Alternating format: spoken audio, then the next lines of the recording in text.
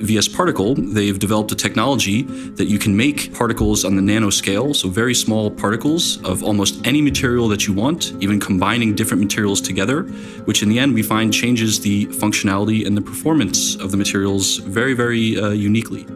Make nanoparticles. We've actually used VSPARTICLEs in lots of different ways. Nanoparticles of different size and composition.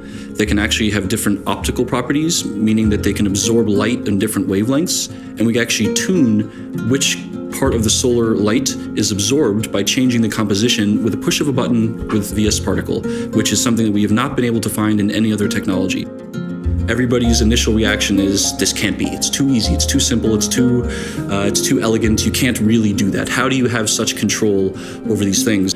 So I think this is an opportunity. Instead of building the old infrastructure based on fossil fuels, we can actually start with a brand new infrastructure with renewable and sustainable energy technologies.